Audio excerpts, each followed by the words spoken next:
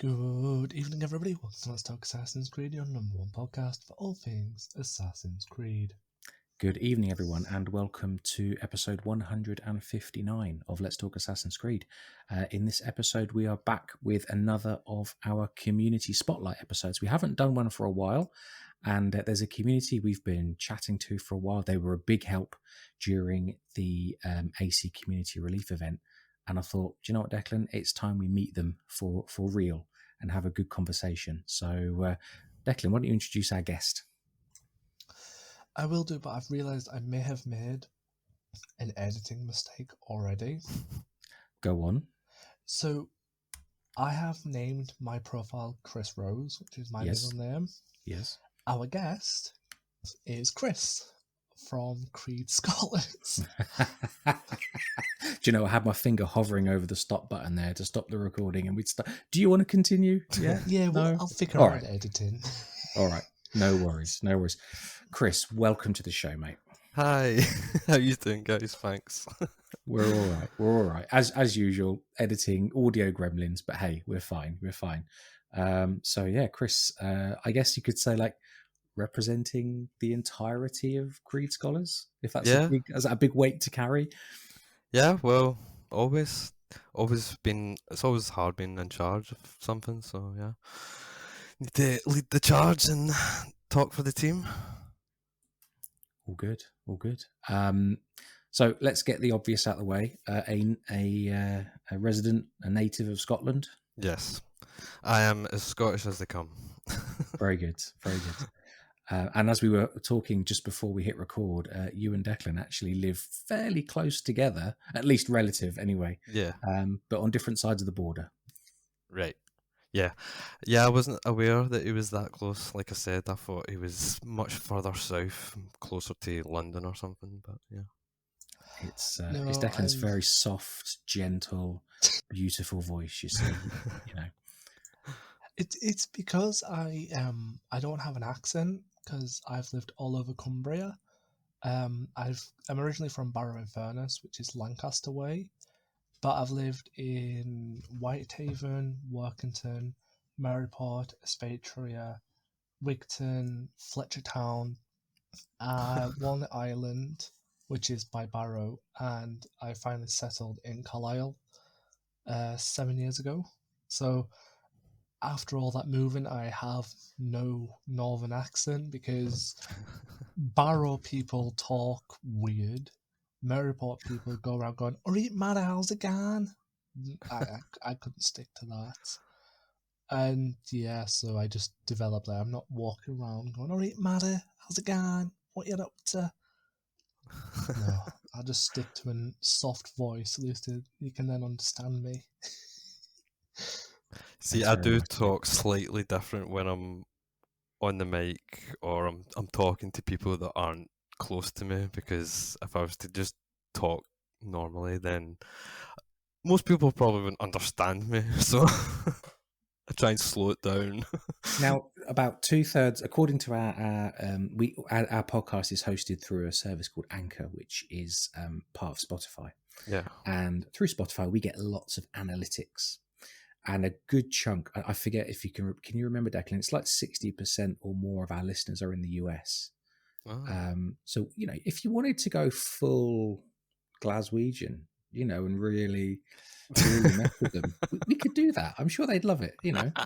All right. My God. Right. So where do we start? I'll tell you, let's start with a nice sort of intro question. When did you first play an Assassin's Creed game? Which one was it? How did you first hear about it? You know, what was the story?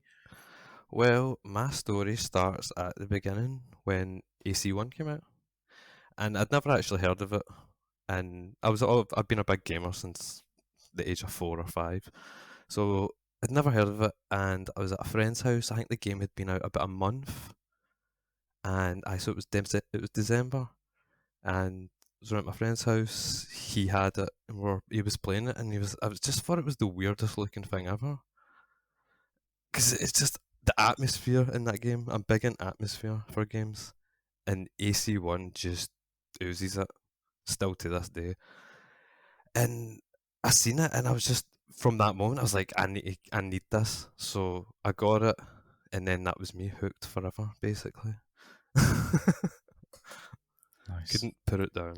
So you and Declan, you have that in common then, because your first one was AC1, wasn't it, Declan? It was, yeah. Mine was the first few weeks of AC1 coming out. I saw my friends play it, and I kind of picked it up because I was addicted to Prince of Persia, which Yeah.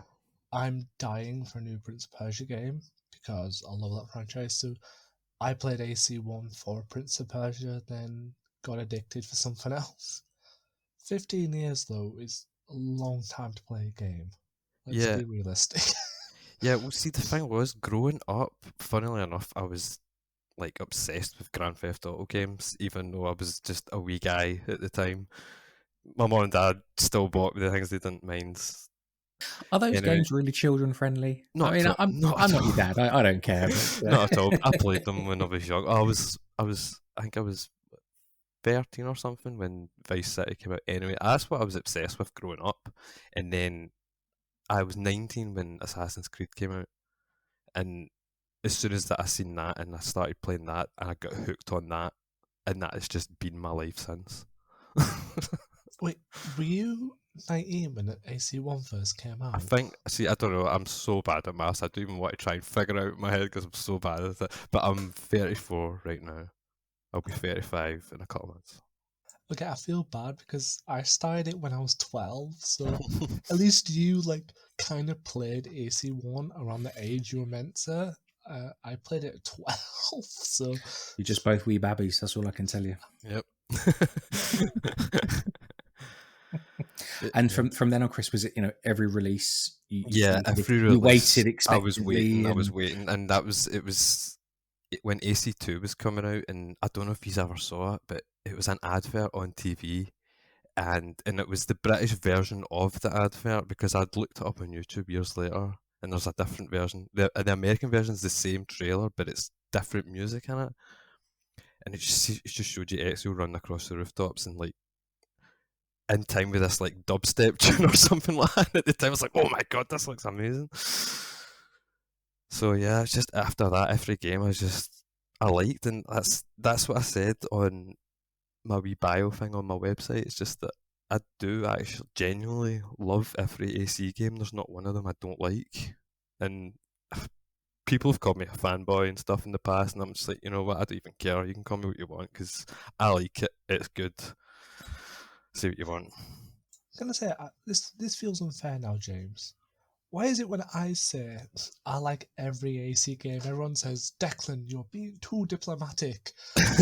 Chris does it, everyone's like, oh, fanboy. I want to well, be a fanboy. there's a very simple reason there, right, Declan? Chris is a guest, and you always treat guests with respect. You make them tea, you know. So we will not push Chris on this, but you, sir, you are a host, and one day you're going to tell me, actually, James, I do like returning to X game or Y game. But you won't admit it yet. Maybe in another year's time, I'll have ground you down. Do you have a? Okay, let's go from there then, Chris. So is there a game, maybe one of the main releases, maybe one of the older mobile releases that really hooked you and you played and played and played, or you still go back to now because you just like to go back? Well, I still play all of them to this day because there was a time in my life where I wasn't really gaming as much. I still played AC games when they came out, but I just wasn't gaming as much. There was just other things going on in my life. So things like Rogue, Syndicate, they like I didn't complete them for like years and years later. Whereas like things like Assassin's Creed 1, I must have 100%ed like at least 100 times by now. Just like it's ridiculous. On that point, shall we just have a little callback to the community relief fundraiser and your epic live stream? Oh yeah, go for it.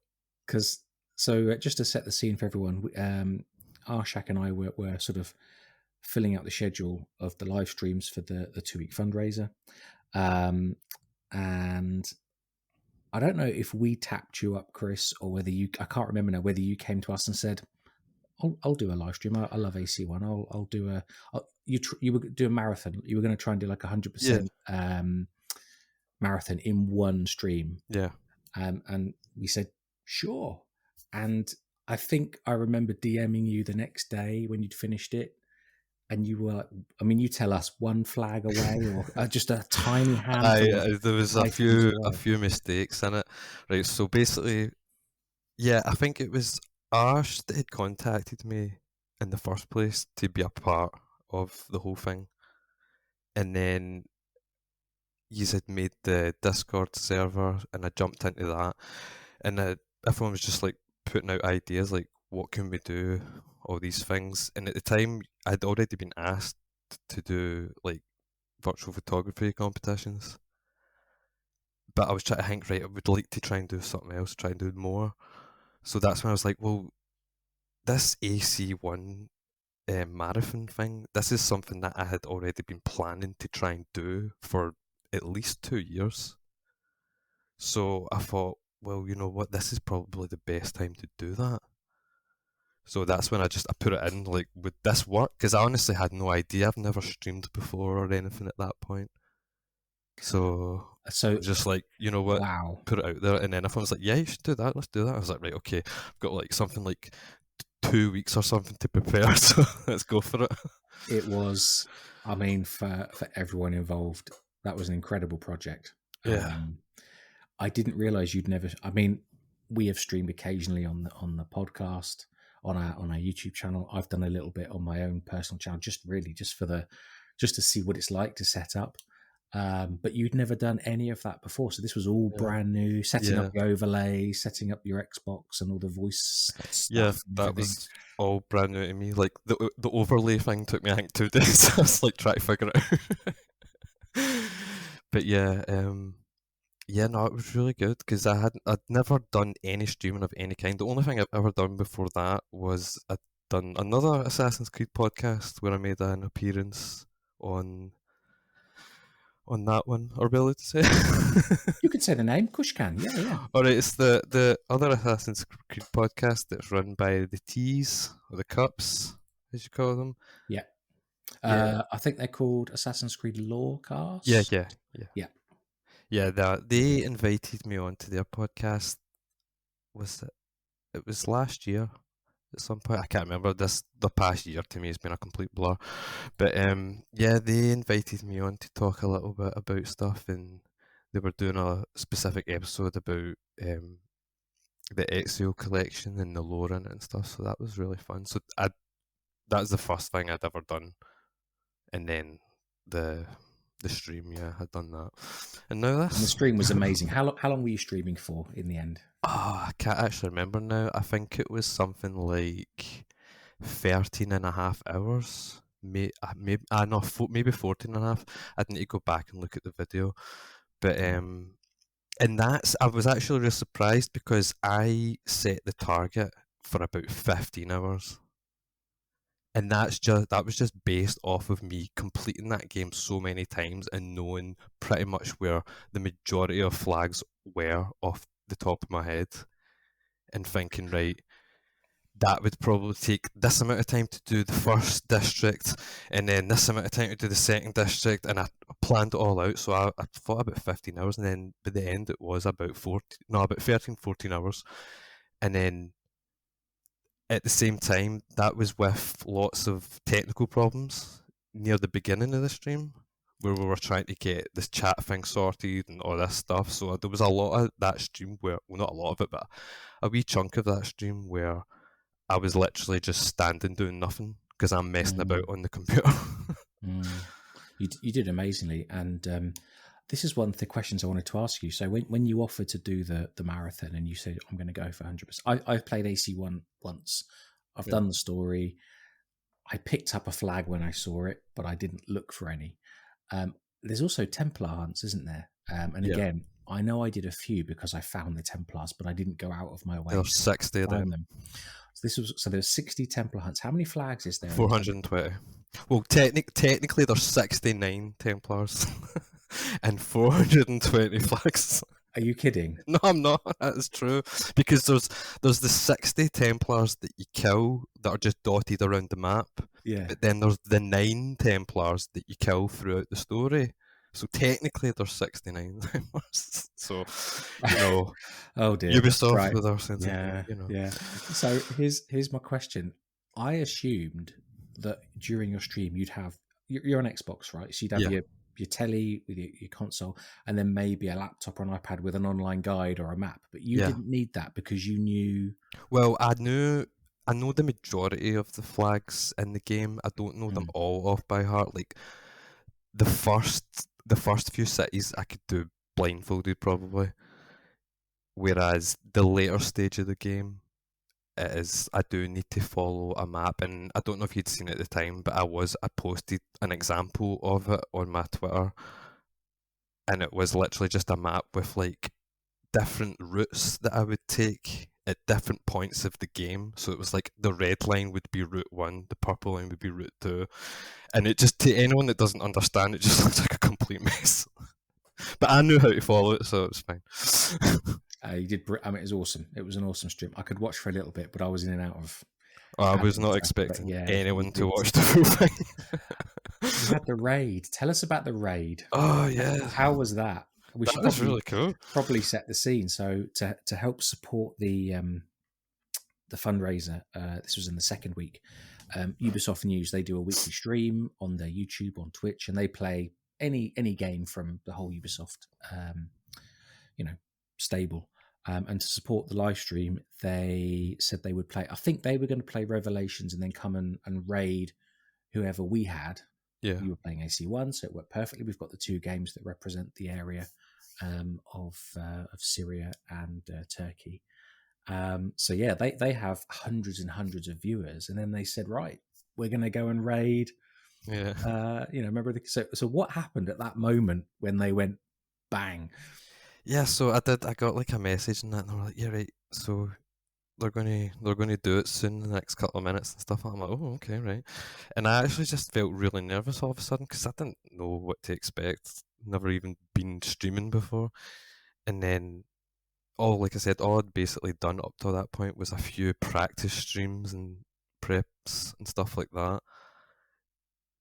So it happens, and then I just see the viewer count go up by like hundreds at a time, and I'm like, what is going on, man?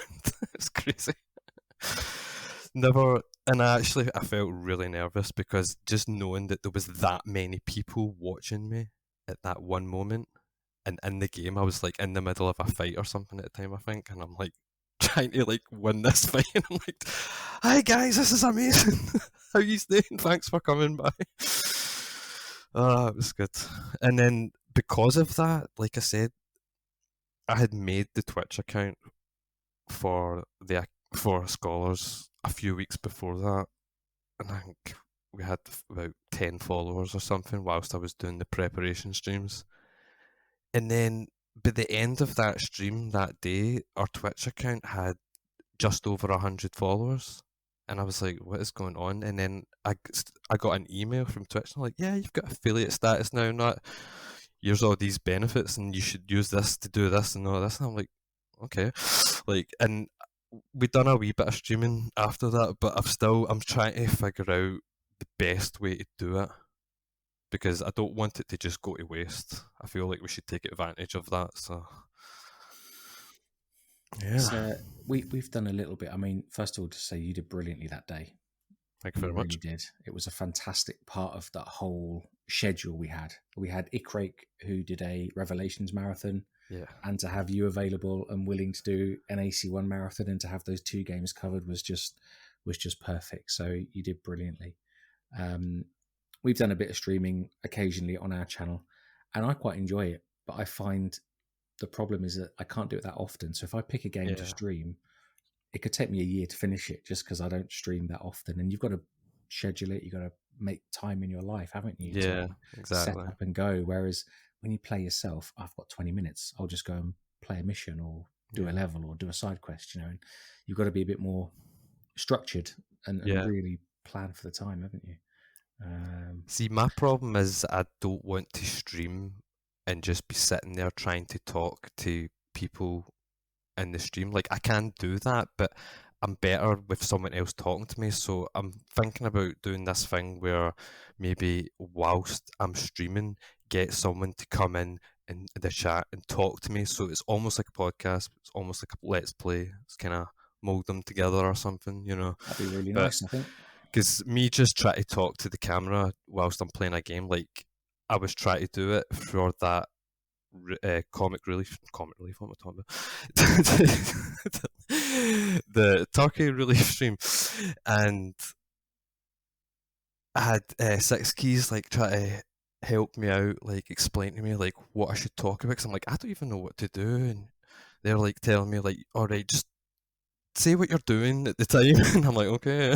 And I'm just doing this thinking I feel like an idiot, but I know what you mean. Like, it feels like the most unnatural thing, yeah, and you do get used to it over time. But at the start, yeah, I totally sympathise. It's weird. Let's be yeah, honest, it's weird. So yeah, I do empathise very much with those early days. Declan, I think Chris doing that epic stream for Creed Scholars is a nice segue into Creed Scholars. right.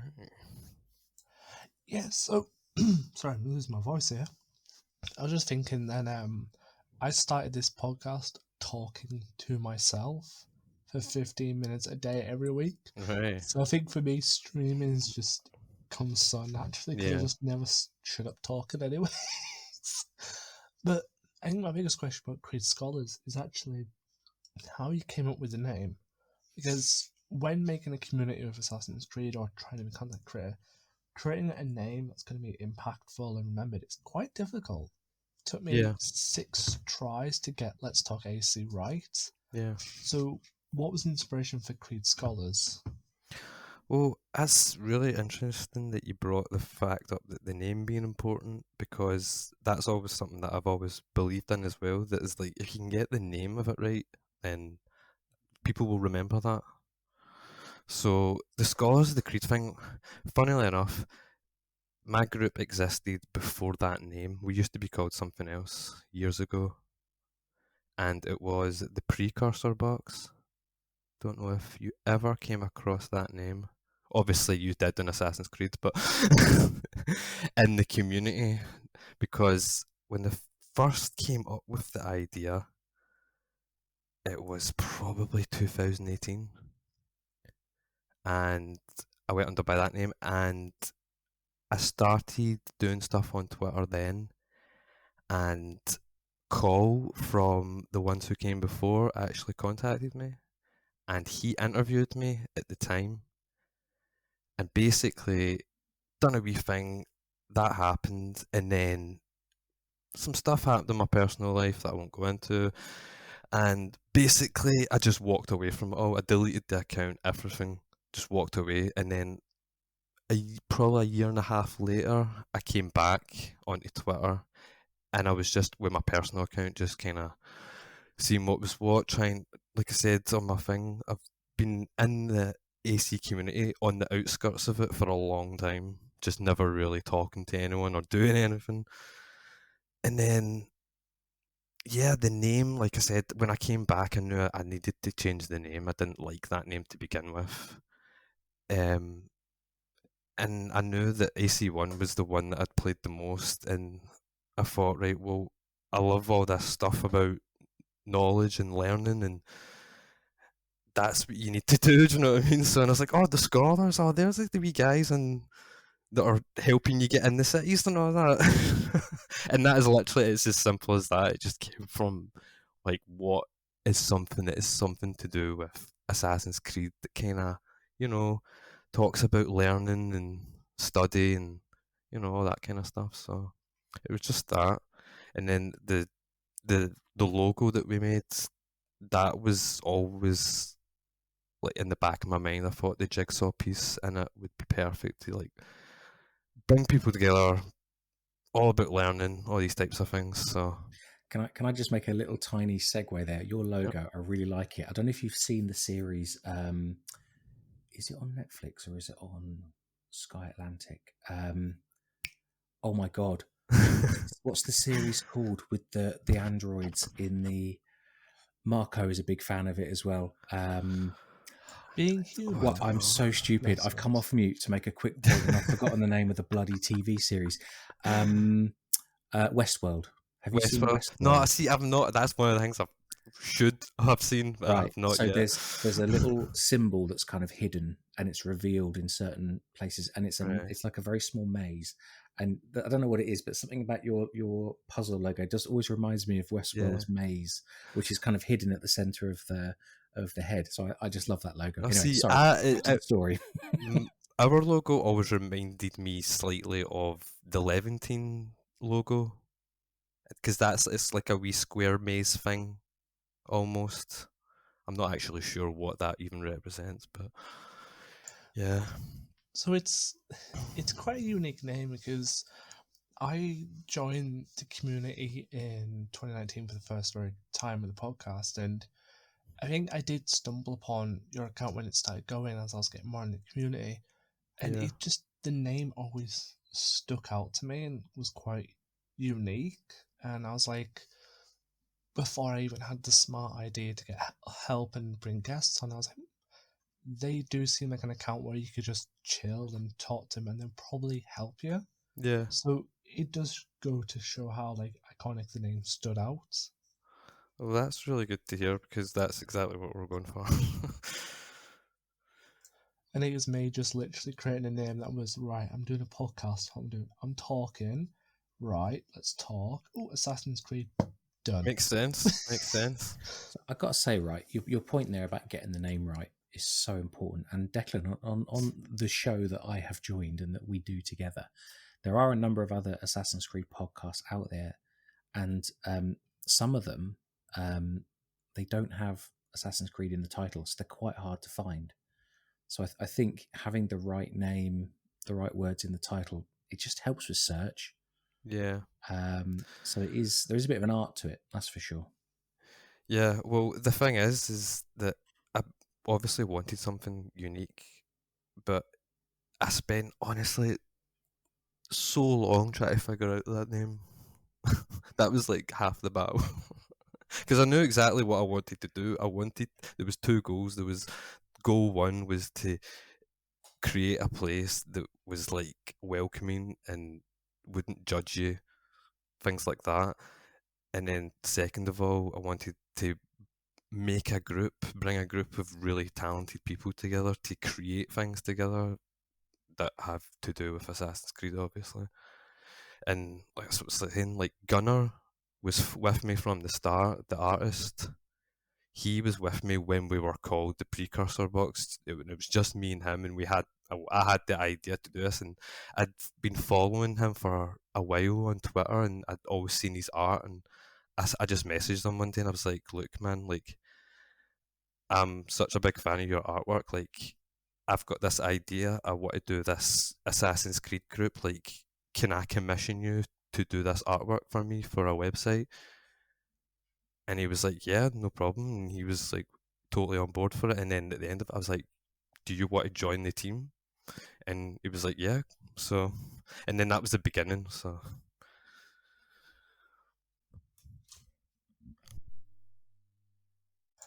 Sorry, I forgot my mic was on mute. That's sorry. great professionalism by me. So you actually did make a point that I did actually want to discuss with you because it's something even though I've had the discussion for a while, it's something I'm starting to learn now. How hard is it to run a community with knowing that Assassin's Creed is probably one of the most divisive communities out there? So, how hard is it to try and run a community to make sure that everyone is playing fair? Because we all love Assassin's Creed, and that should be our talking points. But some people don't like others the most, and it can get heated. So, how do you make sure that communities run fair? Because it's something that I do want to learn for our Discord is to make sure everyone's behaving nicely. Yeah. Well, I see. That's a hard question. I don't know. I mean, from the beginning, we didn't have Discord and we didn't have forums or anything like this. We just had this Twitter account.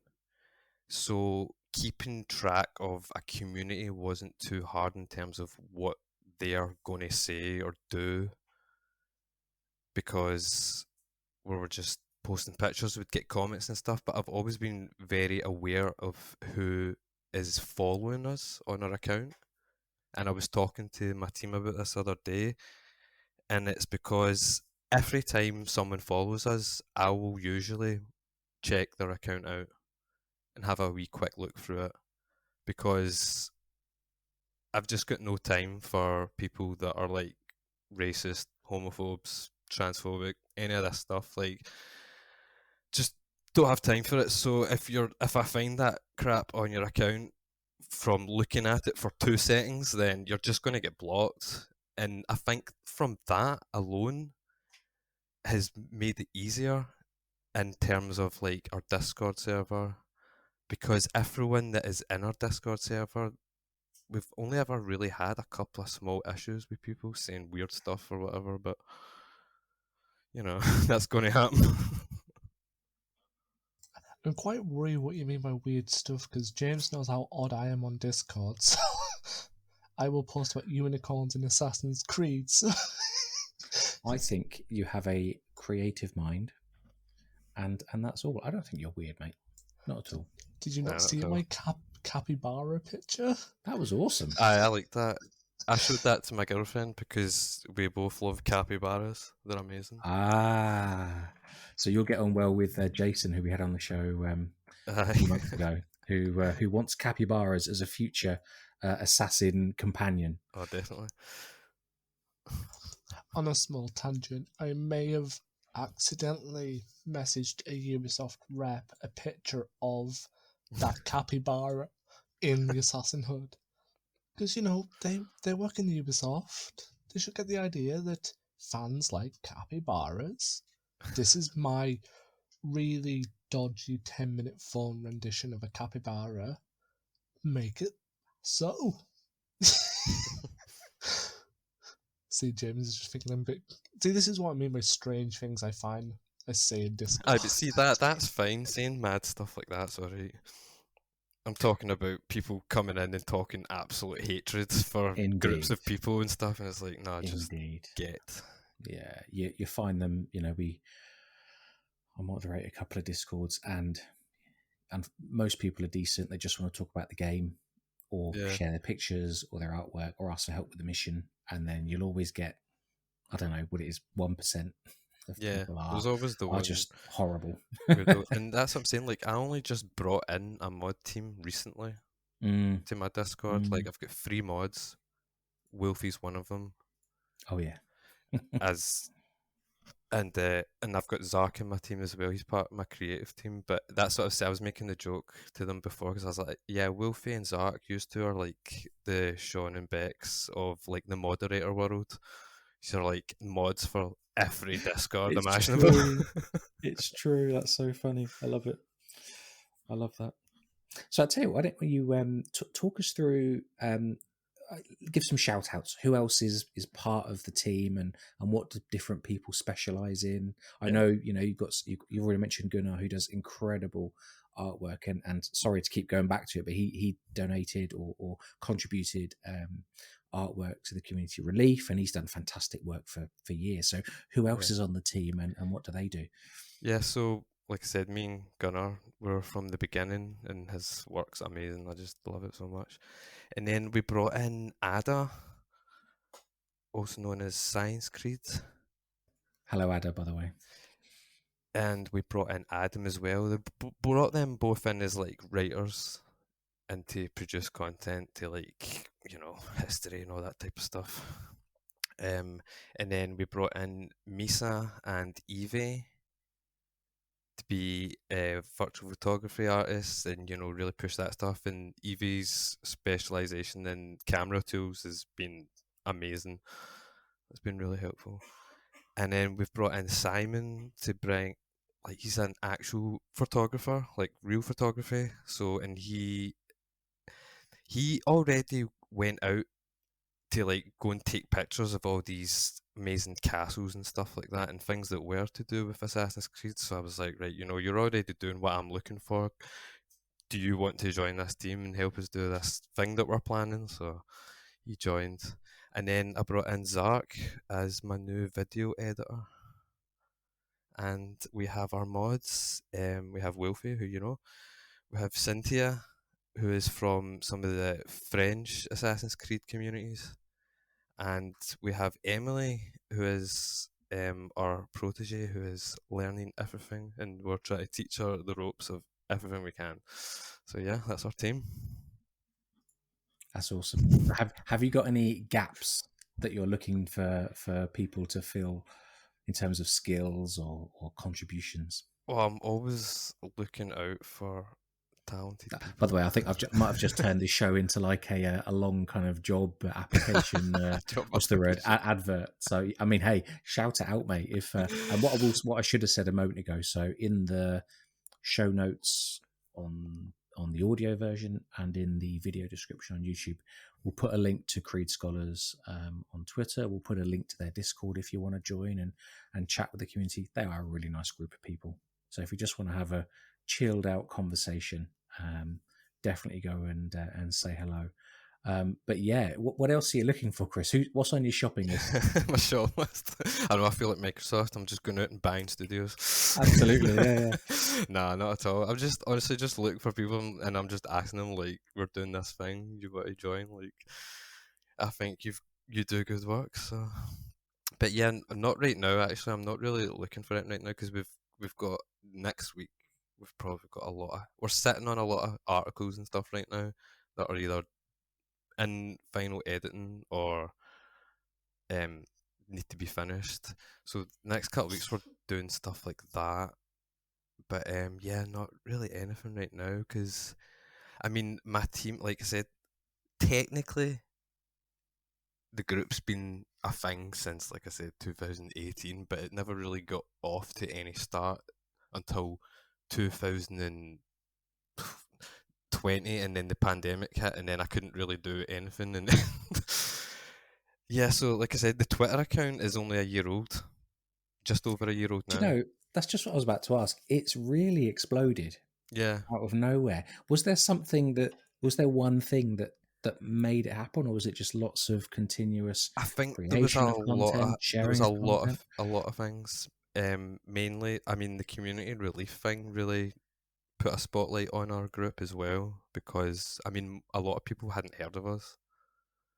So that thing being because of how big it was, and obviously things like that, the raid and stuff like that. Like people like that would never have heard of us because of that. Then knew who we were, and yeah. So there was that. I mean, even when I went on that other podcast, I mean, we tend to get surges of followers every now and again. And I mean, we just had one like this week where I put out a few posts about things, and I expected it to make me lose followers, and ended up getting hundreds for some reason. So you know, can't complain. Declan, over to you. So I have a virtual photography question. Yeah. How did you hear about Pickershot? Because this blew my mind.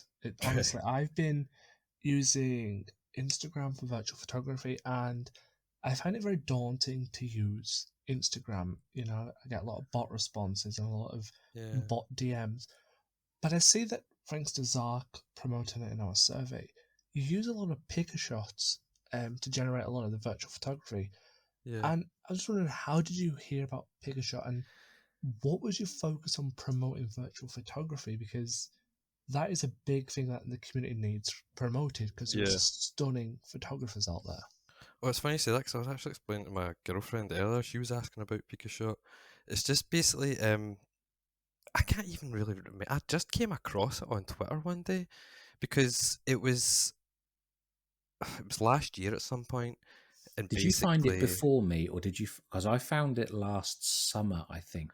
then you And I probably think found I it might have. before me. I Yeah. did a bit of promotion of it, and I know you and a few others joined. So, and again, I only found it because I saw someone talking about they wanted somewhere to share Yeah. photos without the compression you get with Instagram and the just Twitter being a Well, like hellscape.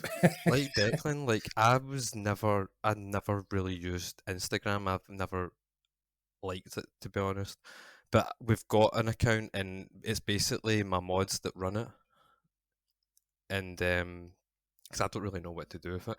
But Pikachu, it became a thing because, as you know, when a few months back or whenever it was, when the Musk man bought Twitter, and everyone thought Twitter was about to implode, and everyone was scrambling trying to figure out, right, where are we all going to go? What's our next social media account and all this type of stuff? And then that was when I really began to pay attention to Pikachu, because there was that one, and there was another virtual photography group that sprung up, and I'm not even going to mention their name because they're absolute trash. Yeah, that did not go well, did it? So, and before I even really knew that, and I had said on my Discord, and I'd just said to everyone, I was like, look, we need a different social thing that's more geared towards virtual photography. Here's the choices. We've got that group that won't be named. We've got Pikachu, and we've got things like what do you call it? Tumblr, things like that. But I didn't know anything about any of them really. But everyone came back to me pretty much and said, "Yeah, go with Pikachu. That's the one." And then, yeah, we made our wee hang on there, and we're still trying to figure that out for the most part, because it's not like a app I've used before. It works differently for a lot of things. So It's quite different, isn't it? yeah, If anyone's listening and you are interested in the game photography, virtual photography aspect of gaming, definitely check out Pickershot. It's quite different to Twitter, Instagram. I don't know about Tumblr. I do have a Tumblr account, but I'm not familiar with Tumblr. There's a couple of things that mark it out, from my opinion, as a casual user. No compression. So if you want to show off your photos at full res, that it's the platform for you. Also, no algorithms, as can far as I I know. just say something? Just I don't even know, because as I'm saying this, and my girlfriend's in the background, she's signaling me. She's like, by the way, as of what 34 minutes ago, Elon Musk is stepping down.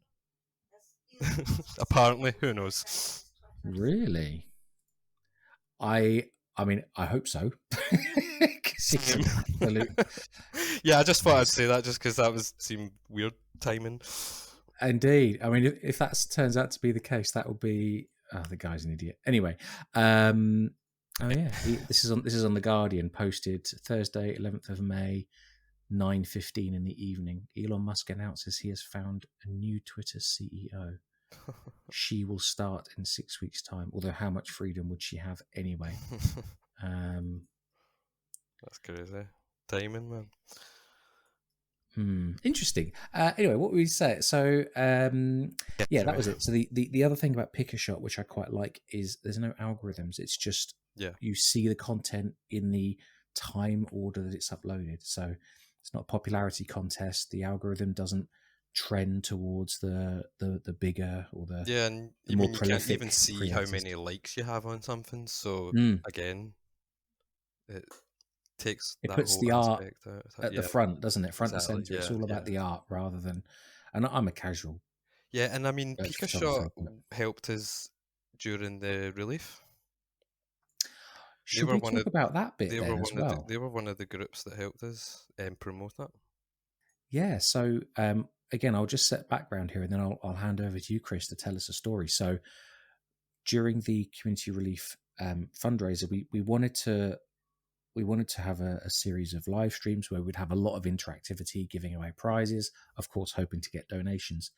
But we also wanted to try and do other activities to keep the word going, keep people engaged, keep reminding people of the link to donate, keep the hashtag hopefully visible.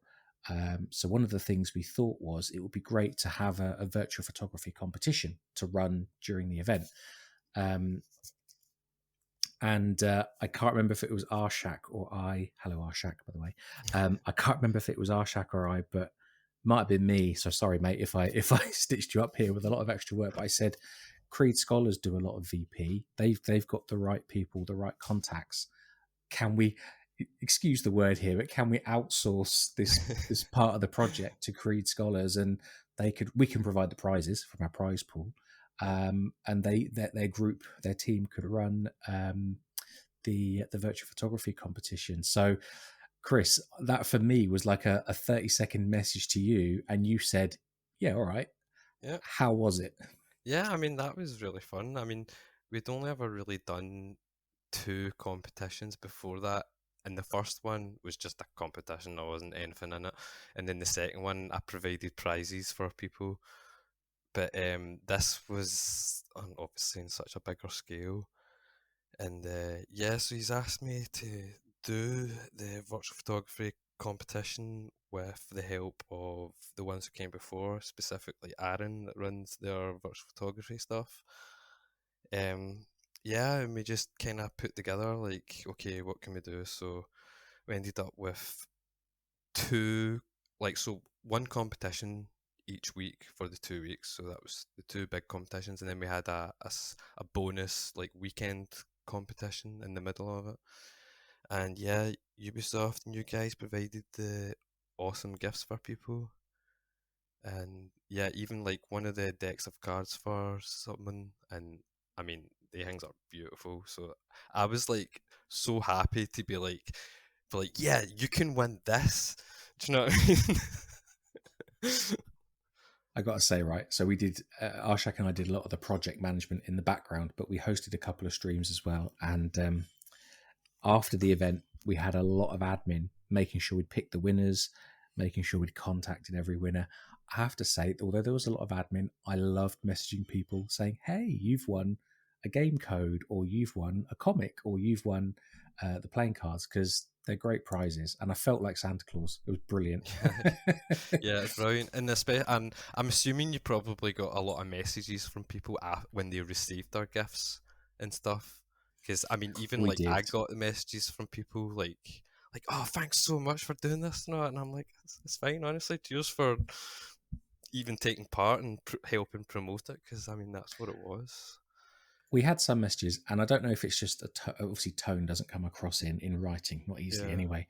But some people almost seemed surprised that they would hear from us, like they were happy to donate, and they didn't really expect ever to hear from us again. But of course, we tracked all the winners, and Yeah. we followed up on everything, so everyone got what was, they donated for, or what they'd entered raffles for. But yeah, I think some people were genuinely surprised that we would follow up, but of course we would. I So mean, how it was long great. did it take you to finish all that admin stuff? Because I mean, I can't remember how long it was, but I just remember it being like weeks and weeks later, and one of you saying on Twitter like, "Oh, that's just finally done now." I was like, "What? Seriously?" Like, Um, that was so, ages ago. do you know, it's funny.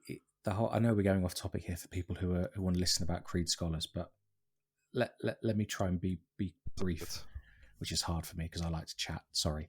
Yes. Arshak and I, we probably worked 6 hours, 4 to 6 hours a day, every day for about a month, Oof. planning the event, running the event. And when it was all over, we said to each other, and we were on probably 3 video calls every day, because he's in Los Angeles, so me in the UK, 8-hour time difference, 9 hours. We would sort of speak my morning, his evening, Yeah. then when he wakes up, my afternoon, then maybe again later on at night as well. So we were talking all the time, messaging all the time. That first day, when it was over, so what was the closing live stream was the trivia, and then the big giveaway of the Altair Animus statue from Pure Arts. So that was done. When the live stream had ended and was over, we kept the video call going, and we had a few people just chatting for a few hours. That was a really nice, chilled conversation to just chat and reflect back on what we'd done. And we said to each other, right, we're taking 24 hours off. And I did. I basically didn't look at any media. I didn't look at Discord. I just disappeared for 24 hours. It was great. Yeah. But then I said to Arshak, I did actually say to him at the start of the event, I said, mate, we are working our nuts off to plan and run this event. You do realize that when this is over, we've probably got just as much work to make sure that we've tracked all the prizes. We've not duplicate issued because what would happen if we ran out? So Yeah. we probably spent about, I don't even know in terms of hours, but I would say it probably took about 4 or 5 days to go back through all of the records, all of the messages, all of the tracking documents that all our moderators had collected, collate all that information. And we had a few different ways of trying, and we finally got the data organized. I'm a spreadsheet guy. So we finally got the data. Sorry, Declan, this is probably really boring. We finally got the data organized in a way that was kind of logical and as efficient as possible. And then he and I just sort of burned through it. So he and I, we were messaging on Discord, we were emailing people, we think we just kept it. I don't think we did Twitter or anything else. We had to go back to Twitch a few times to try and find Twitch whispers, which actually you can't find, so that was tricky. And honestly, we probably burned through, I would say 80% of the winners, we had a response from them. So whether we needed a delivery address or just an email address for an electronic code, we probably had responses from 80 or 90% of people within about 5 days. Oh, that's good. And then we would go to Ubisoft and say, right, Ubisoft, here are all the digital codes we need. So we need, I don't know, 10 PS5, 10 Xbox, 5 Steam, whatever. There was loads of codes. And then it was issuing them all out. And I would say that I think now the only thing that's remaining, and we're recording this on the 11th of May, I think the only thing that's remaining is artworks have been printed and probably sent by now. I'm not sure about that. But all of the other physical and virtual stuff, they all went out within 2 weeks, I guess. But yeah, so like the whole project was sort of 2 weeks of planning, 2 weeks of executing, and then 2 weeks of like admin to issue the prizes. Obviously, at a lesser stress level. We were probably doing a couple of hours a day between us after the event to do all that sort of closing admin. No, But my yeah, hat's off to you, because that was a monumental task that you and Ash pulled off. Like, honestly, man, well done. Thanks, mate. It was it's a hell of a thing, and it almost doesn't feel real now. Yeah. It kind of feels like it was a strange dream. And Arshak and I had a video call the other night just to catch up on other things. And it was just so nice to talk to him because we were talking, like I say, every day, multiple times. And we hadn't actually spoken probably for 4 weeks or so. But anyway. That's good.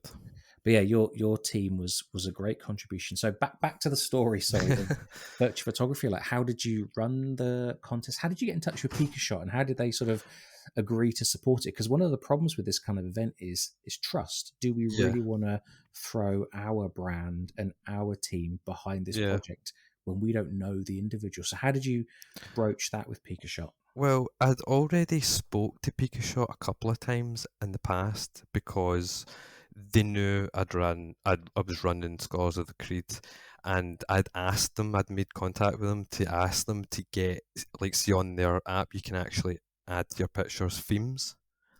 So I got them to add hashtag ACVP Thursday and hashtag ACVP Sisterhood, as well as hashtag Bassam Tuesday. So I basically had got them to add all them. So I spoke to them a little bit, and anytime I'd spoke to them, from what I gathered, it was one of the two owners I was speaking to, because they're a really small team still, I think, to this day. I'm not entirely sure. But at the time, it was when there was, I think there was just two of them. And so they've always been really, really nice people. And when it came down to it, the competition, we knew that we needed to get as many eyes on it as possible, and we knew that we needed to get actual virtual photography groups involved as well, because I mean, the virtual photography competition was down to my group and the ones who came before. And I mean, yeah, we both deal in in virtual photography, but that's just a part of what we do. Both groups, like, were more than that. So we thought, right, we need to bring in virtual photography groups. Who can we bring in? And I actually contacted a few groups that said no. They just didn't want anything to do with it. Just they're like, yeah, we don't actually understand this. So I was like, okay, fine, that's fair Fair enough. enough. Yeah. So and that was actually really surprising to me. But afterwards, I thought, right, okay, what can we do? So I thought, right, let's contact virtual photography groups that are like newer, that are like not like brand new, but like they've not been out too long. They've got a little bit of a following, you know, they're eager to be seen and things like this. So I thought, right, Pikachu is one of them, and there was another group. I'm blanking on the name. The Up Down Left Right org, run by Sammy. They were both kind of new groups at the time. So I asked both of them if they wanted to take part in it and basically just help us promote this. And both of them said yeah. So yeah. So they got Nice. And you got involved. the word out far and wide. I mean, how Yeah. many submissions did you get? And Oh my talk us through god. the winners if you can remember.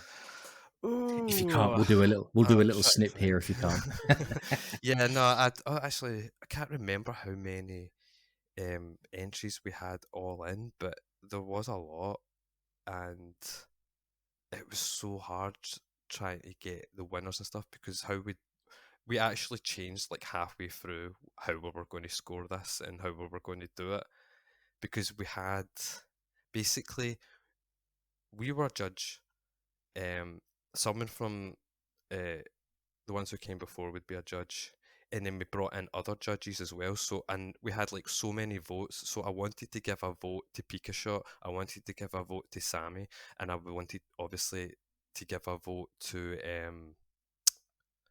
oh, I'm blanking now. Another group. Oh, sorry.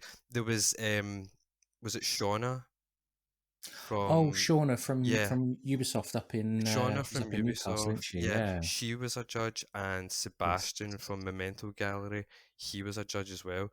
So we had Nice. all these judges, and we had hundreds of pictures, and then it was like basically down to me to like right, kind of break it down to so many, and then just send them to all the judges, and then I was like, right, okay, pick this many from this group, and then score them all. So I was like doing like you got me into spreadsheets after that. I swear. Spreadsheets, mate. They're brilliant. They help. They actually do help. I was never really used one before, and then after that, I was like using them all the time. So I was like making these spreadsheets, like scoring sheets, like everyone's name, picture A, B, C, or whatever, and like give it a score out of 10 and stuff like that. So then we're like doing all that, and then it's like, okay, some of the pictures are like there's two winners and stuff. There's a draw, so what do we do now? And all this. But we figured it all out in the end, and yeah, it was really good. It was a really good experience. That's awesome. Yeah, you did great work to support us on the community relief. So thank you, mate. Thank you to the whole team Oh, as you're well, because I welcome. know there's lots of others working in the background as well.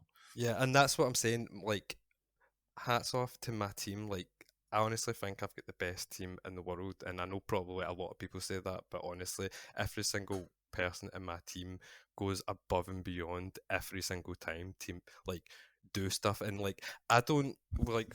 Obviously, no one gets paid really or anything. We're not like a business or anything. We're just a group of Yeah, fans that yeah. make stuff that we like, and it's like I don't give them deadlines or anything like this to produce content. I'm just like, oh, do you want to make this, and we'll do that, and I'm like, yeah, we'll do that, and every time they're on it, and during that whole community relief, they all really pulled their weight and helped me out in unimaginable ways. So shout out to them.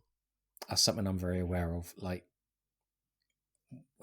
it was very easy for Arshak and I to say, "Hey, you over there, can you do this? You over there, can you do that?" And Yeah, knowing that we are firing out like one sentence, and then in the background, that snowballs into who knows how much work. And everyone, your team, all the other teams that were involved. I mean, there was probably about 60 people in total who, yeah, out of the goodness of their hearts, just gave their time and their energy, and it was amazing. It really yeah. was amazing. It was honestly brought a tear to my eye at some points. Yeah, Beautiful. yeah, that's for sure. Sorry, we may have gone a little off topic there, but maybe not. Maybe not. I think That's all it's good. been good. Declan, buddy. Sorry, we've been talking for ages, and I hope you haven't fallen asleep, mate. Are you still there? No. Of course, I'm still here. It's quite interesting learning about these communities and about the community relief because I couldn't get involved as much as I wanted. So it's nice to hear like everything that everyone's done behind the work, and I actually quite like a lot of stuff that your team, Chris, has done with Working Picture because I do enjoy virtual photography, but I despise Instagram virtual photography. And hats off to Zark. Zark is the one who actually mentioned about your different hashtags and Mm, pick a shot, and that's what drove me to it because I love virtual photography, but I don't need some bot called Techno96 and hey, promote it on this page for 50p.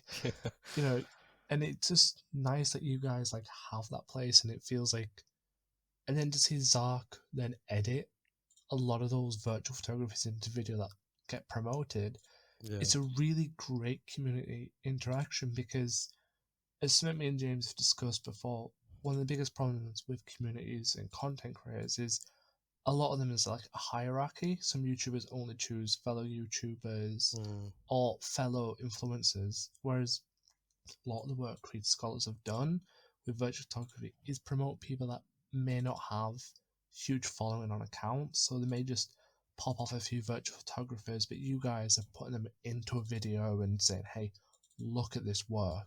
yeah. And it's a really nice gesture to do to a community that someone may have 10 followers but take some beautiful pictures of Cassandra and put them on Picture.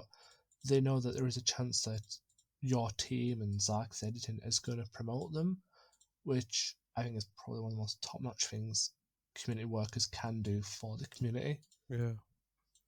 Yeah, I mean, like, I don't understand a lot of groups that don't do a simple thing like, oh, just retweet something or like it or something. Like, I don't see how that is so hard. Do you know what I mean?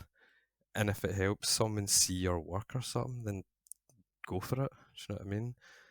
It's just, yeah, I mean, we're trying to, I mean, I wish I could do more with the virtual photography side of it because the problem that we're having is how to be able to promote everybody's work in one place at the one time. That's why we came up with the videos because before we done the videos, like last year in the beginning, I don't know if you remember, on Twitter there was a thing you could do.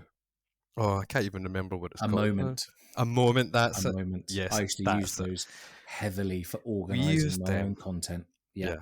So that's what we started off with, and it was perfect because we would run our tag ACVP Thursday, and then everyone would post their pictures that day, and then in the end, I could just put them all in this one thing, and then promote that on Twitter or wherever else, and then everyone would be able to see that, have a wee scroll through it, see everyone's pictures, and see who it was. But they took that away. I was like, what are you doing? So since then we were just trying to figure out like how can we show everyone's work off for our hashtags.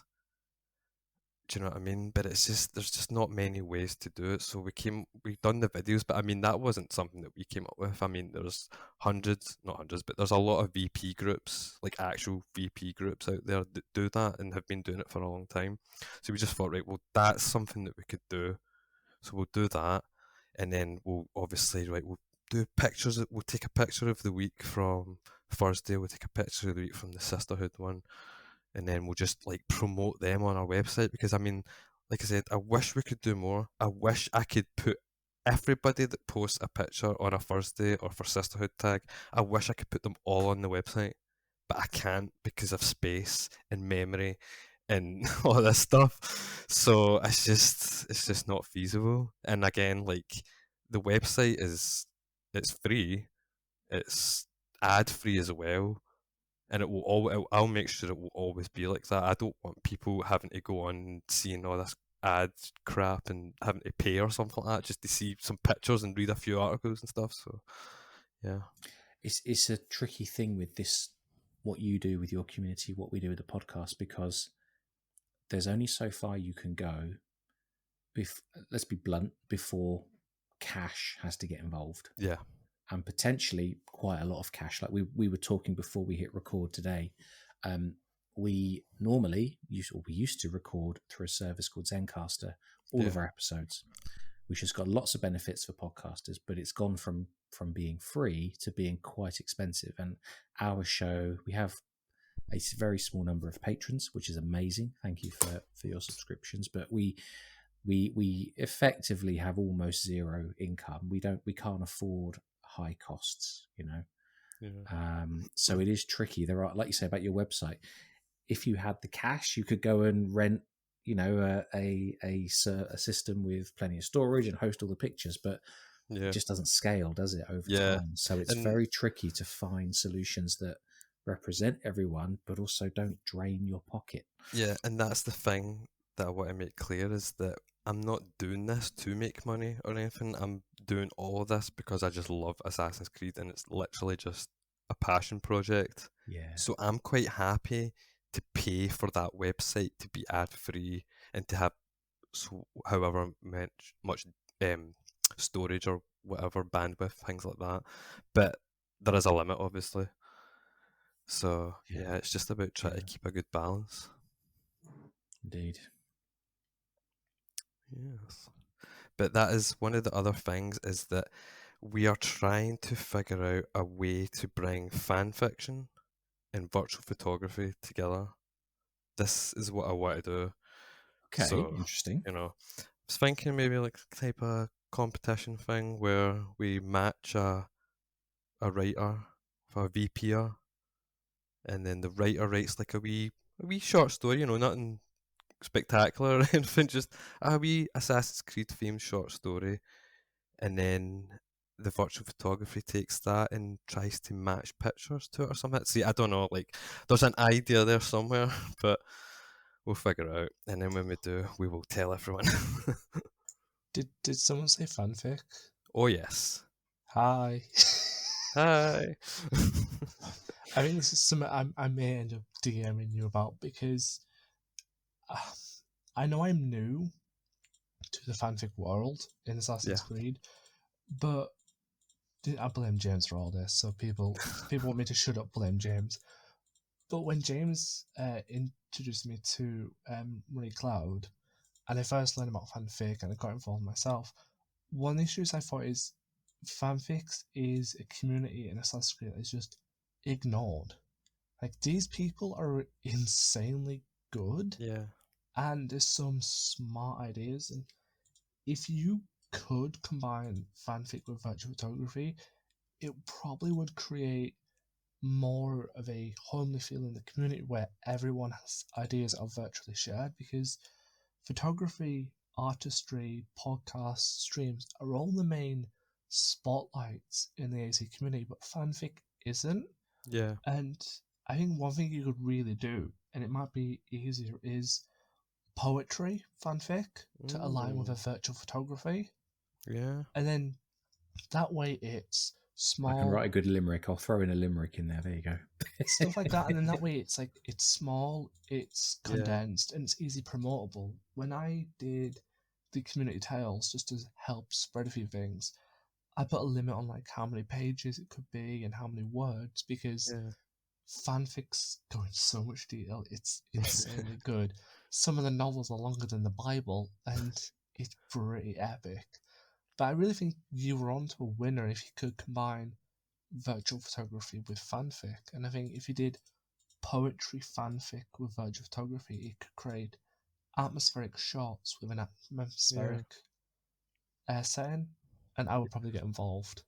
Yeah, no, that I like that. That sounds really good. Because I mean, I've liked fanfics from the beginning, and that was always one of the things I wanted to push. I mean, our website on the articles area, the library, has a section for fanfics. We've only got one on there right now, which was wrote by Ada in our team, which is a great wee short story. You should all have a read. But that was when the idea came to me, because I was just like, okay, your fanfic is going to be the first one on our website.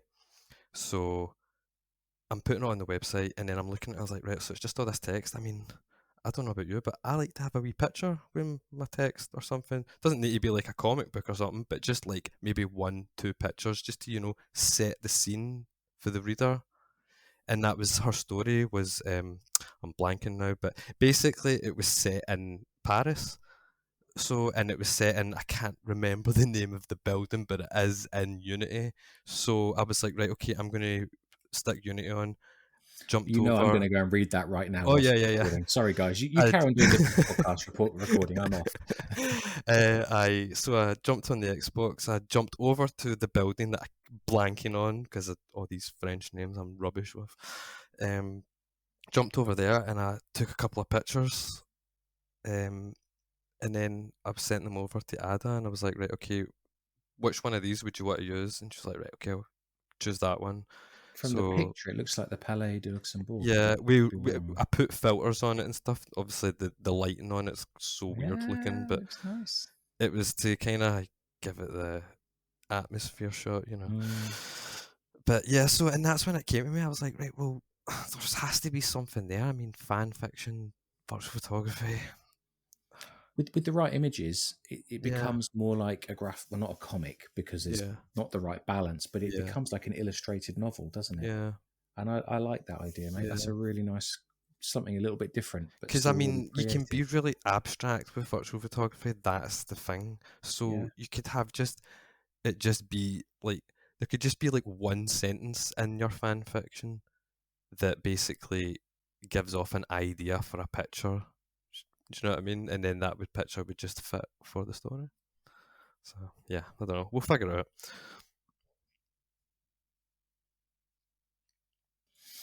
So that's the next project then for Creed Scholars is a bit Well, more on the fan fiction that's side. just something in my mind right now that I've kind of brought up to the team and we've spoke about Mm, it a wee bit. But right now mm. we are focusing on these History's Playground articles that we're really going to go hard on because we had the first one that we brought out on the day of the coronation because it was about the Abbey, Westminster Abbey, because Adam wrote it and he actually wrote it like 2 months ago or something and we'd been sitting on it for ages because I was like, right, we're doing this and we're doing that, so we'll just push this back, and then we're doing this and then we're doing, all right, okay, then the community relief thing happened, and I was like, right, okay, we'll push it back more, and then it was recently our last team member. I'm so sorry, I completely forgot to mention Louise. How dare I? Louise also joined our Wait, team wait, as wait, a wait. Do you writer. mean our Louise? You're Louise, yes. How could you forget Louise? I know it's because she Unbelievable. literally just joined, and I've got like the old list in front of me. I feel so bad now. Shocking, I shocking. know one of our amazing writers.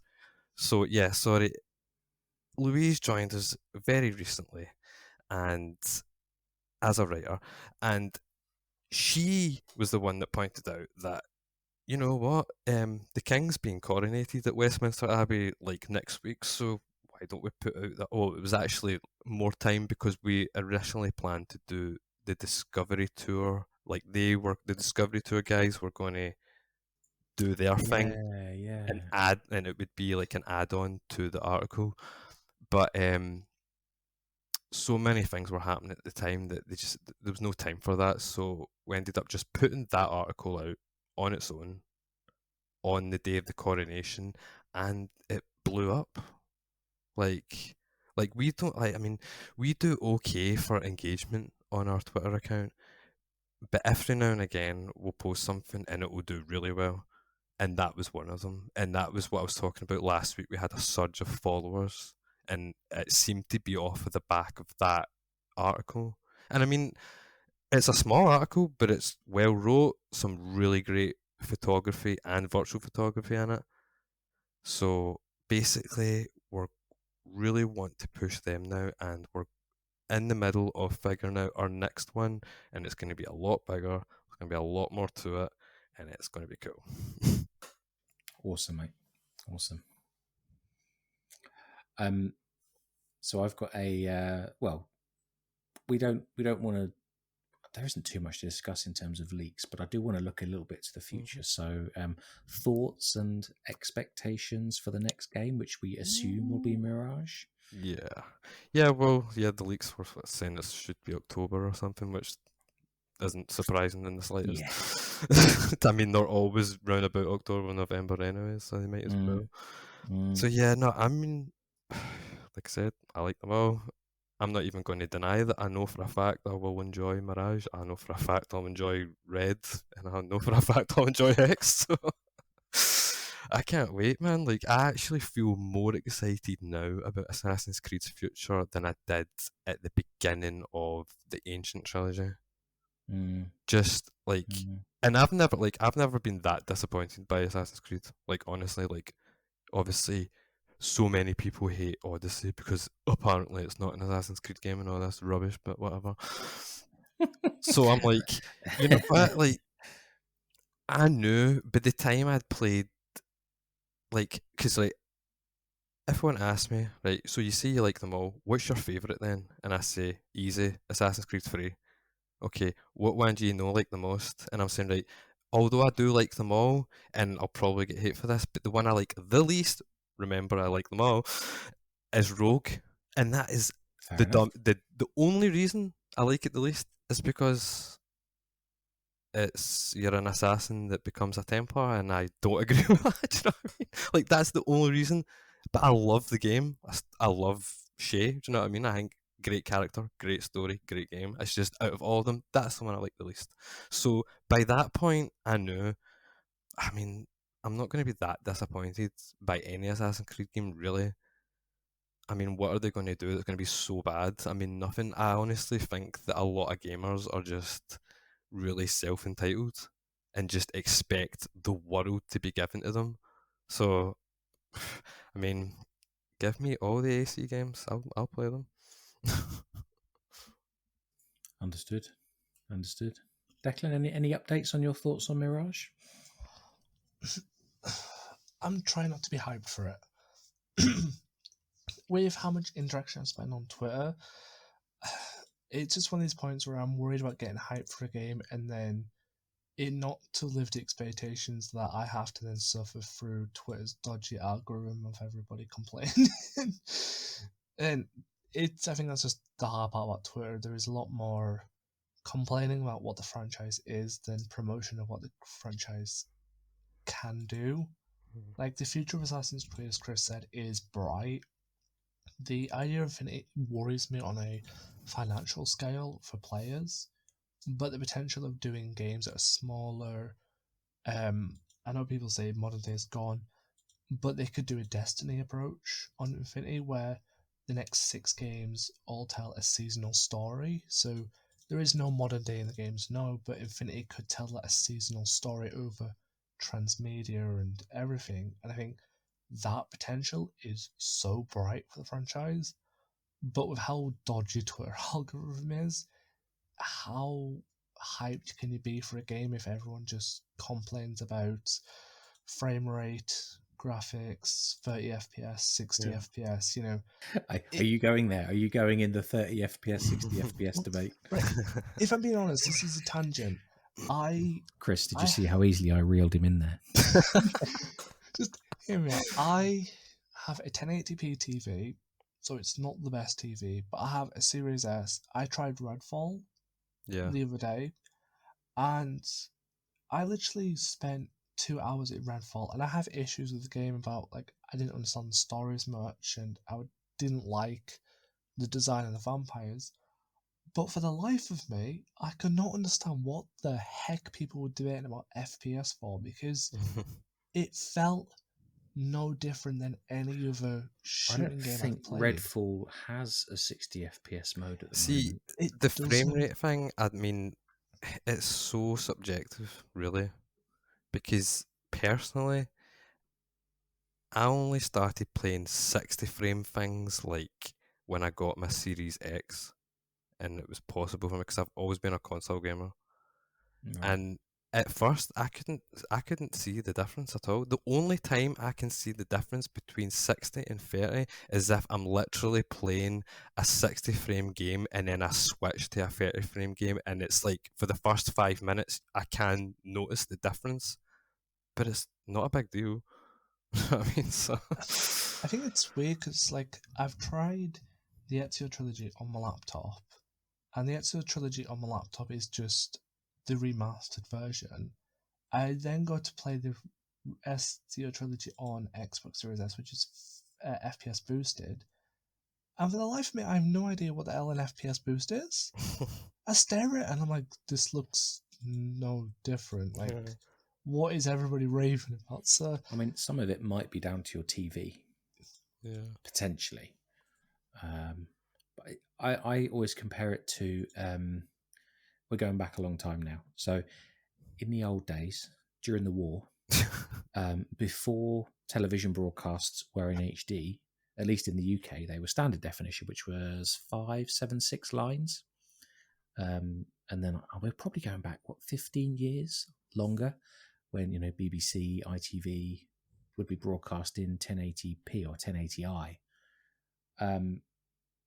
And I can only compare it to, if you've never watched an HD broadcast, you don't know it. You don't see what you're missing because it's what you're used to. And for me, anyway, once I'd first seen that HD broadcast, it's so sharp and so clear, and you think, oh my God, I can never go back. That's my feeling. I mean, I play some games on the PlayStation in quality mode, like Horizon Forbidden West. That's 30 FPS, 4K target. And I do that because I'm generally exploring at a relaxed pace, and I'm also taking lots of pictures. But if I switch it to performance mode, it's more of a feel. There's a smoothness there that's Yeah, just, no, I do know it's what you mean amazing. about the feel. Like when it comes to 60 and 30, I can feel it, especially because I play things like Sekiro, so it's like timing is everything. So Right. I do get that feeling. It's just that it's just, yeah, it's weird. I don't know.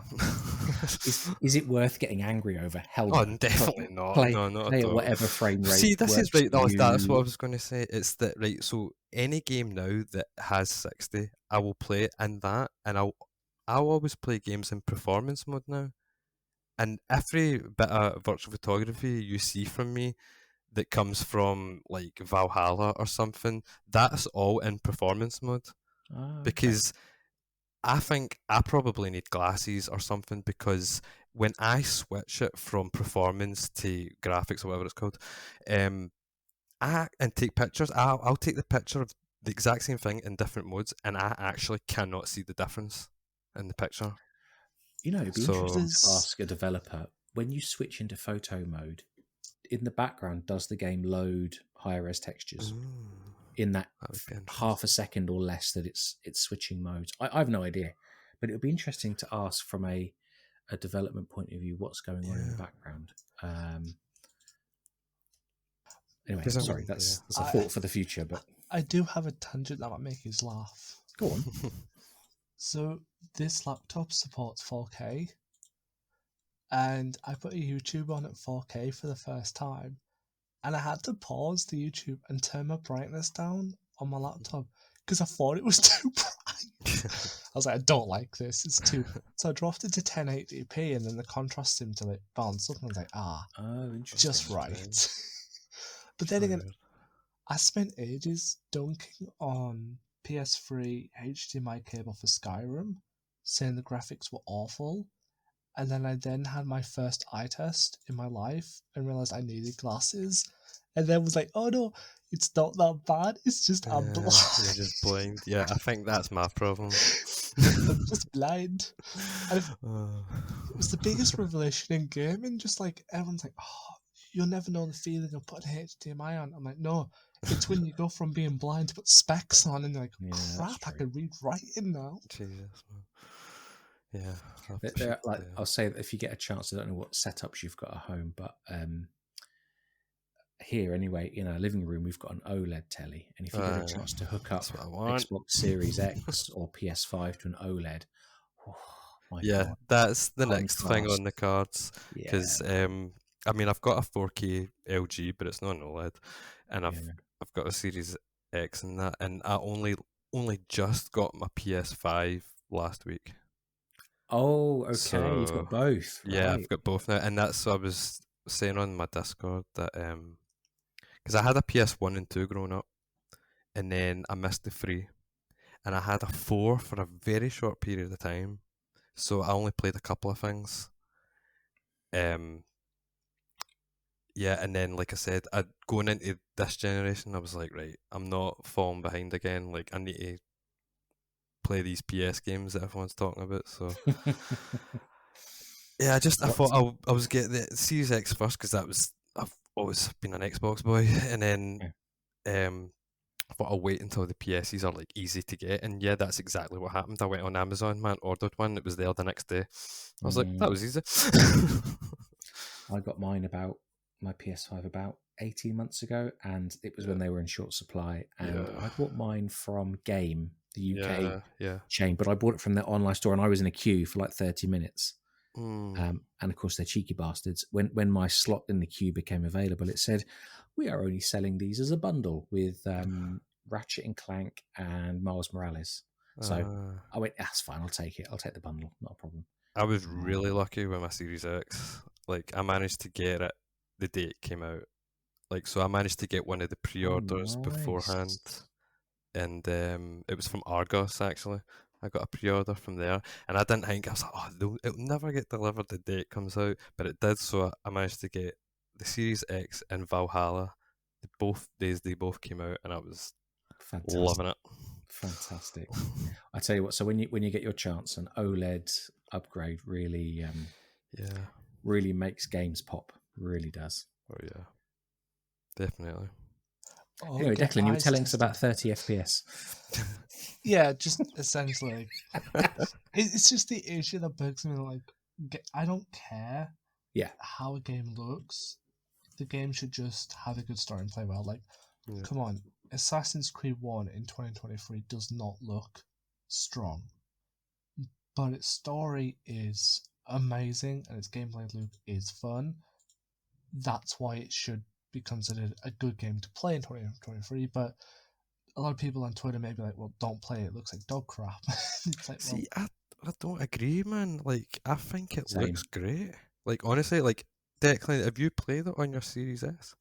I played on my Series S. The only issue I had with it on my Series S is the tone of it is a lot darker than the Ezio games. So it Oh, was that's strange. just, it was the noticeable that even back on the 360, Assassin's Creed 1 does have more of a darker, saturated more feel to it Yeah, than the Ezio games where it's a bit more light and vibrant. And yeah. that's more noticeable on the Series S through the backwards compatibility Uh, because it is boosting it.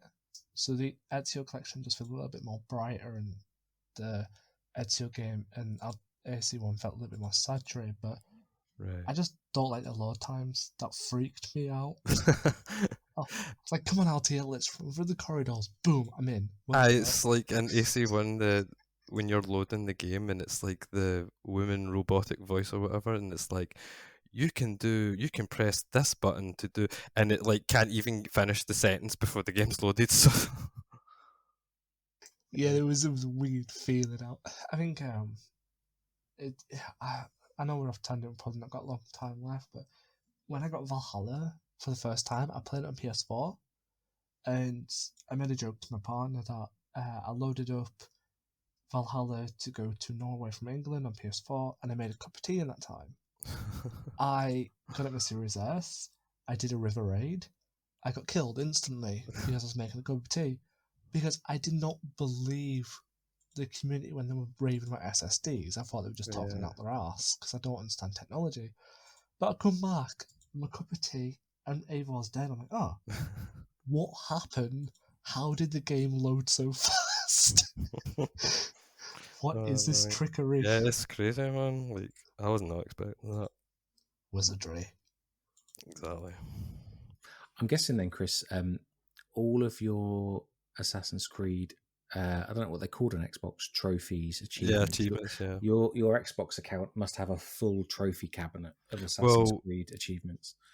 this is the thing. I've completed every AC game multiple times, Yeah. but I've never actually had them all on my account at the same time because I've had a few accounts throughout the years, and then just recently, in the past few months, I had made a brand new account because I was like, right, when I was like going to do this streaming thing, I'm like, right, okay, I'm going to make this new account. I called it Creed Scholar. Managed to get that name because I couldn't make it Creed Scholars because that's too many characters for Xbox apparently. Oh, come on. I know, so so I just made it Creed Scholar, and then so I've just been sitting. I've started every AC game again, and the goal is to get every single achievement in all of them and get them all done. Because, like I said, I've got a copy of each game on there from 1 to Valhalla, so get them all complete now. That's awesome. That is I'm awesome. an absolute achievement hunter. Like, it's always been the thing that's like my weak point. Okay. It's so ridiculous. I got all the Odyssey was my first Assassin's Creed game. I got all the achievements on that. I'd never really chased achievements, and I'd got, I can't remember, I think there's about 90 in that game, and I'd got about 80 just through playing the game, and I thought, right, I'll finish this now. Yeah.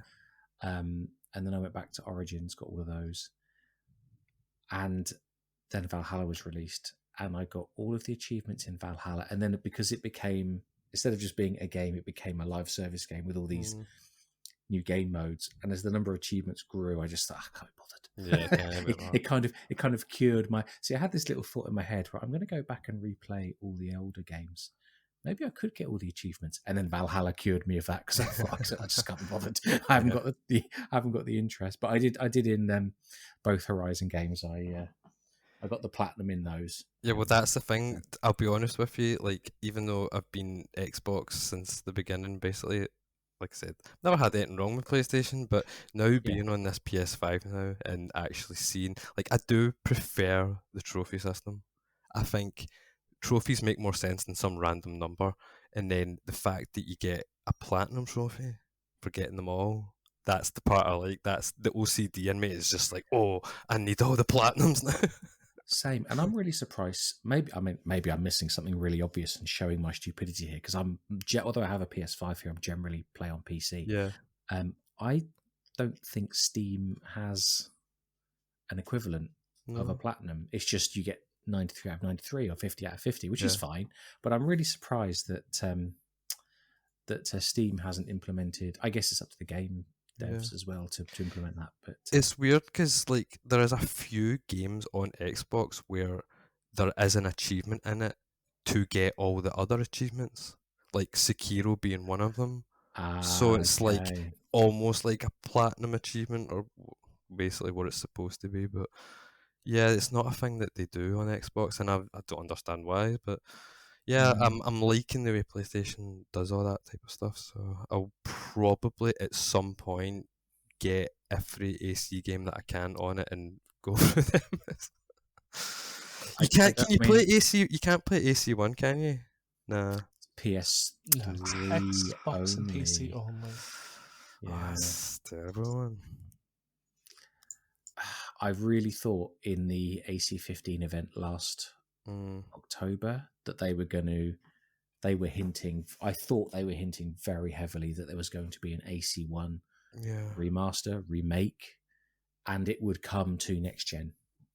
Yeah, I know. I was really surprised it didn't happen. And then I think they said that it wasn't on the cards or something, did they not? That's what they said. What? Okay. So look, we're not again, like we say this every few episodes. We don't want to talk about leaks because our listeners can go and get those from elsewhere. And we hope to keep this show like to what has been released, the stories that have been told.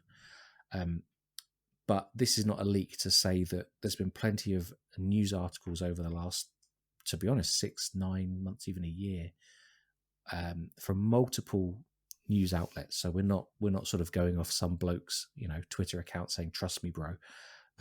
There has been a lot of, what's the right word, reorganization at Ubisoft of the games that are in development. A lot of stuff allegedly being cancelled. Now, when they say 10 projects have been cancelled or whatever, I always temper that thought with, well, what stage was the project at? Was it a couple of people on a whiteboard sketching out some ideas? Well, okay. It's not like they've invested hundreds of thousands of hours into a project and now they're cancelling it. There might be other projects they cancelled which were months or years into their development and they've scrapped them. But the point I'm getting to very slowly is there seems to have been over the last year or so a lot of shifting of priorities and moving teams to focusing on fewer and fewer franchises. Yeah. And one thought I've had, and this is speculation, this is not a leak or any inside knowledge, I have no inside knowledge. One thought I've had is that maybe there was a thought at some point last year, the year before, of doing an AC1 remaster remake, and it got kind of shit canned with all the other projects that got shit canned because it's not a priority for them.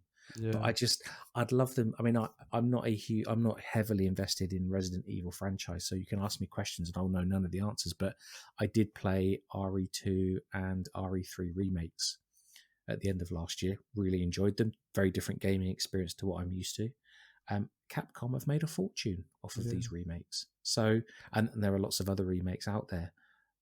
So there's clearly a market for people who want to experience, games of their youth. Because hey, we're talking 15 years, aren't we? Nearly 16 years.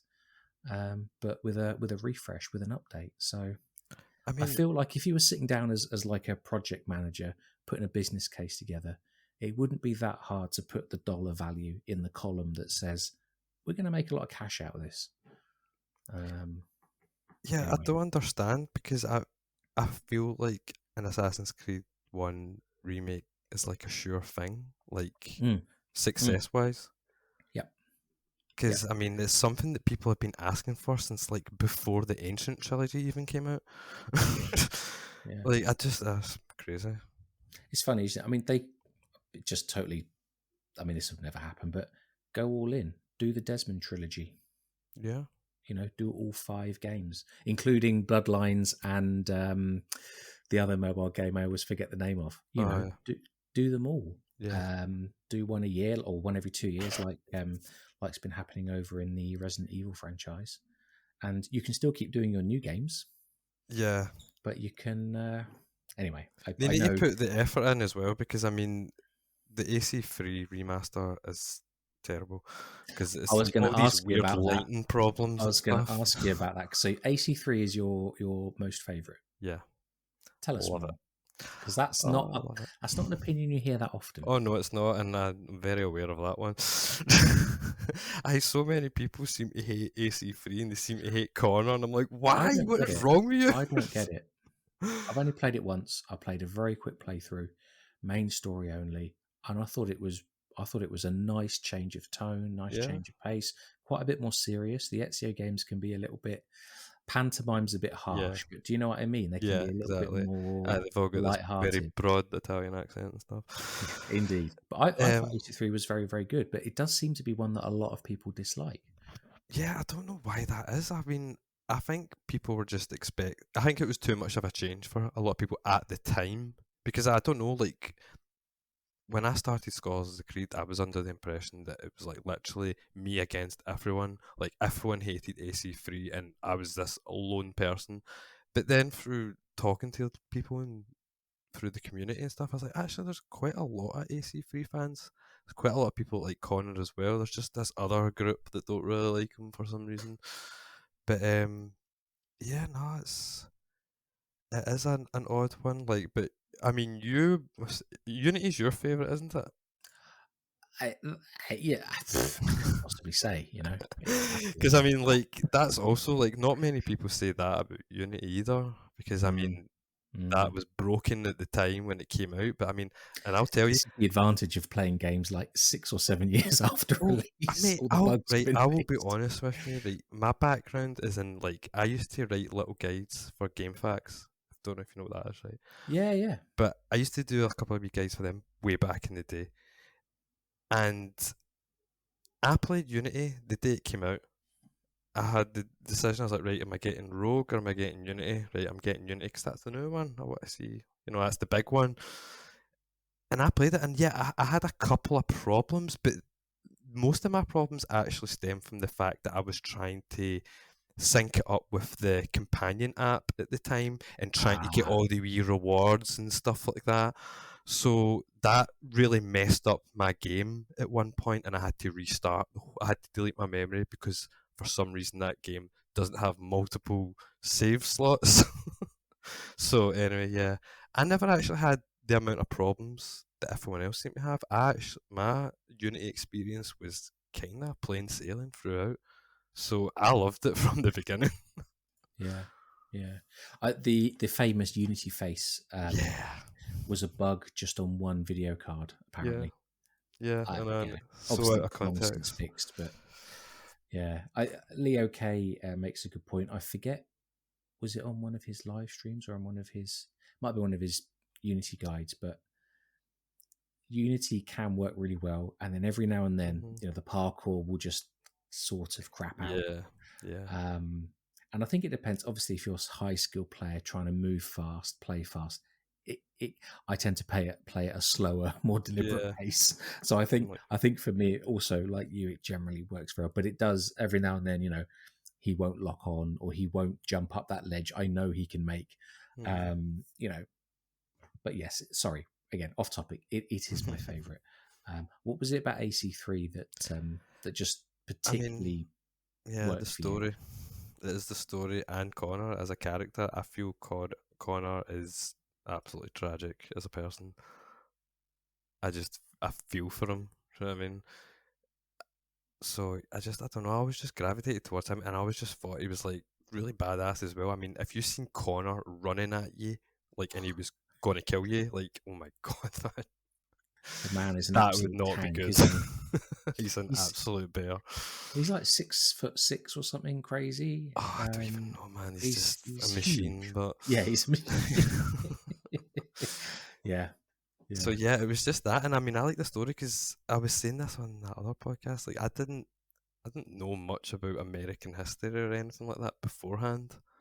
Like in school, we got taught about, I mean, British history and stuff like that, and the Celts and all these things, the Romans and stuff. But we never really learned about American history, obviously. So when I played that, this was all new to me, and I thought it was really interesting. I was like, yeah, this is pretty cool. And it's like, so the Americans are the good guys, and we're killing the British, right? Oh, but there's bad guys on both sides. Oh, I like it. So yeah, it's a lot of things. It's just a good Mm. story, I think. And tree parkour. That's just Oh magic. yeah, That's just magic. I watched someone uploaded. Was it Donny, another big AC3 fan? yeah. Might not have been him. Someone uploaded a short AC3 tree parkour clip the other day, and it's just magic to watch the movement. Bring it back. Although it Yes, won't be happening in Mirage, I'm sure. Mostly desert, I think. that's probably it would be nice if they could use the trees, sort of connect different parts of the cities, maybe, but probably not to the same depth I mean, as. because you can do it in things like Origins and Valhalla and stuff, that you can get up the trees and Mm, you can go along mm, certain branches, but it's not to the extent of no, no. parkour. But So finishing up then with your most favorite game, AC3. I think that's a nice place to leave this episode. Declan, what do you think? Yeah, I like always listen to AC3 because it has Haytham.